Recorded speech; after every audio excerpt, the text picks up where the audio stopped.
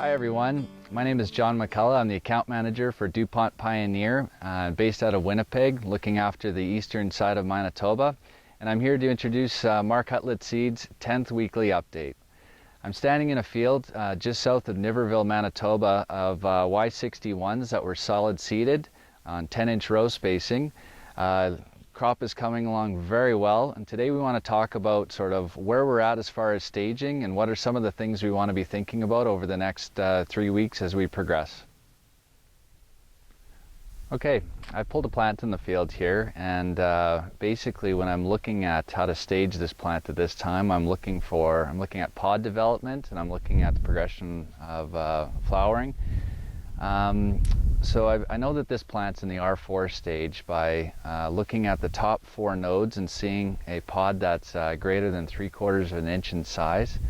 And as we enter the R4 stage of the crop, this is a very critical time for this crop, where a lot of the major yield components are being set. And what I mean by yield components, I'm talking about the number of pods per plant, I'm talking about the number of seeds per pod, and finally I'm talking about seed size. So all these factors are going to be determined here in the next month or so as the plant continues to develop. So at this point in time, the crop looks great. We do want to monitor it very closely for insect feeding. Specifically, I'm talking about any aphids, spider mites, grasshoppers or soybean loopers, but to be honest, the fields that we've scouted in the area, we're seeing very little insect feeding or pressure coming from disease at all. So overall, the crop's looking great.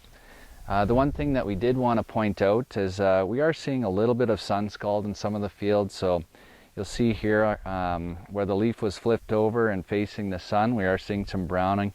Nothing to be concerned about at this point. So, but you don't have to worry about this at all, but it's something that you might see in your field. So overall, crops look great, and I think the only thing that we might have to worry about is bin capacity if everything keeps going the way it is.